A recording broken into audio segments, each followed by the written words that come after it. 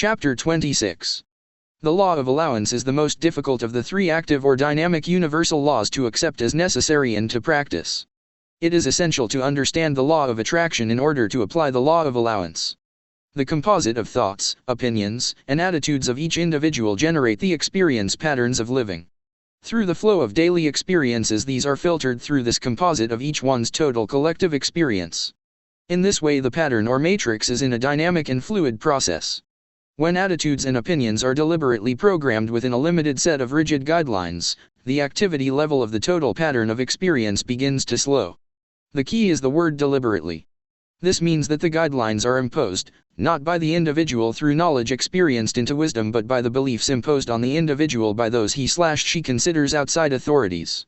The pattern of each individual as a whole attracts to itself life experiences that resonate in harmony with that pattern. If a person desires something or some experience that does not resonate with that pattern, it is difficult, if not impossible, to attract it. Two divergent patterns cannot blend cohesively. For example, there are few within the modern societal norm that do not know at least one man or woman that in the scenario of several marriages repeats the same pattern of abuser relationships. The pattern of the victim draws the abuser, whether physical or verbal, no matter how many times a new partner enters the picture. This is especially true if the relationships quickly follow each other.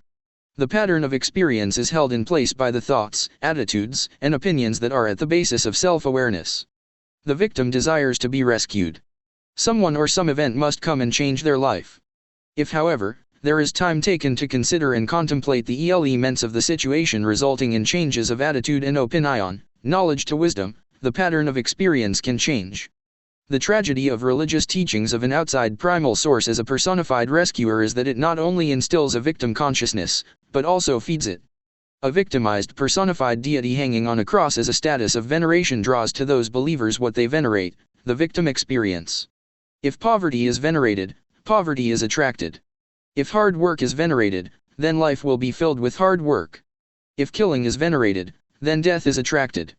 Whatever the dominant focus of thought, attitude, and opinion is will influence the overall matrix and dominate the attraction of experience. A child is born into its family situation, or lack of one, in innocence, except for inherited genetic coding. It is totally influenced in its experience by the same thoughts, attitudes, and opinions of its parents until it is old enough to begin to attract some of its own experiences. Eventually it graduates to its own field of attraction, but the pattern of its matrix is already present. The direct influence of the family is present to the degree of acceptance of those thoughts, attitudes, and opinions by the maturing individual.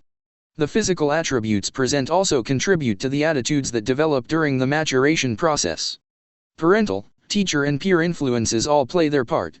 More layers of influence are present. The thoughts, attitudes, and opinions of groups input to the individual matrix. Identities within ethnic, neighborhood, city, region, state, nation, etc., add their influence. Next, add the conscious and subconscious programming by radio, TV, movies, newspapers, magazines, and online information. Each of these composite patterns is received and filtered through thought, opinion, and attitude to create the individual resonating matrix. As the overall life experience for a major portion of the inhabitants of the planet becomes measurably more complex, the matrix designs have become less defined. The resulting confusion and overwhelm being experienced has become more intense, reflecting this lack of matrix definition. This appears as self-absorption as each attempts to stay focused within the vagueness of their indefinite pattern. The resulting feelings of overwhelm and lack of definition allows for the planners of dark deeds to tighten the noose of creeping enslavement literally before the eyes of the victims without their notice. Those awake and awakening are incredulous that the situation has reached this ludicrous degree. Through understanding this overview of the combined and individual experience of mankind on planet Earth, it would appear that the solution of this deteriorating human experience would logically be to give it up in its present form and replace the complexity with simplicity. How can this be accomplished? Refer to the Handbook for the New Paradigm for directions. When all else fails, read the directions. An apropos truism. Chapter 27. The universal laws, though appearing simple in concept, contain many nuances that appear as paradoxes. A paradox is a statement that seems contradictory, etc., but may be true in fact, a statement that is self-contradictory, and, hence, false, as quoted from Webster's New World Dictionary. For example, the law of allowance is not a law unless upheld by the laws of attraction and intentional creation. In this case then, the law of allowance is a paradox. It is and is not a law. Inasmuch as the underlying basis of creation is conceptual thought, the laws are concepts to be interpreted or applied within the parameters of each and the combination of all. In the simplest terms possible, this means that as each is understood, it must also be understood that all act in cooperation, bringing forth the result of harmony and balance. The fourth law depends on the interaction of the previous three as a prerequisite. Personal and group awareness acts as a form of clearinghouse for these fundamental components of creation. Without firm guidelines for expression, creation would express only as incomprehensible chaos. Attempting to comprehend the underlying laws of creation within their continuous interacting flow as they delineate creation is something like wondering which came first, the chicken or the egg. The creation simply is. It is to be comprehended and joined cooperatively at the point of realization to the best of each one's ability to do so. Whatever that is good enough. It is logical then to come to the understanding that evolvement within creation is a constantly exchanging cooperative process of knowledge and experience toward wisdom. Those three words can be exchanged for attraction, intention, and allowance. The inclusion of new information within the belief system allows for changes in thoughts, opinions, and attitudes. This then begins the process of becoming knowledge applied because the matrix or pattern of the individual or group changes and attracts different experiences. Through the trial and error process, experience sooner or later becomes understanding and the cycle repeats. Creation and its processes are all logical. Thought thinking could function in no other mode that would manifest and maintain form. Emotion is an important ingredient within the process. However, when, in the individual or group experience, it runs the show, emotion then becomes a trap and indicates a correctable imbalance. It indicates the necessity of setting aside time for self-contemplation and pondering in the heart to determine the truth of the information, situation, or circumstance that triggers the emotional reaction. It is important to determine what indeed is the reason for the emotion. When the comfort zone must be defended, it may be too rigidly maintained. Perhaps it is the time to consider letting go and getting back into the flow. That which assaults the comfort zone of the belief system can oftentimes contain the elements for moving to the next level of evolvement and deserves consideration. Considering and looking for the logic within the whole of the issue or situation is participating within the three steps of basic creation, leading to the fourth. Inertia is not an energetic element, therefore it results in either termination of the focus or causes a void that will be filled with something. It is best if it is filled intentionally. The object is to be charismatic within the process of participating in creation. Each is a focused point of self-awareness within the entirety of creation. This is not an insignificant status. There is no such thing as being, just a human being. Underlying all of creation, including the universal laws, is pure potentiality. As a focused self-aware component of the whole, the potentiality of that whole belongs to each and every component. Each is entitled to equal access to that potentiality by simply applying it, indeed by becoming it. What that potentiality is for each individual or group, is a matter of choice governed only by current genetic limitations and thoughts, opinions, and attitudes. Therefore, thoughts, attitudes and opinions govern how much advantage is taken of the absolute potentiality that is yours by right of who and what you are.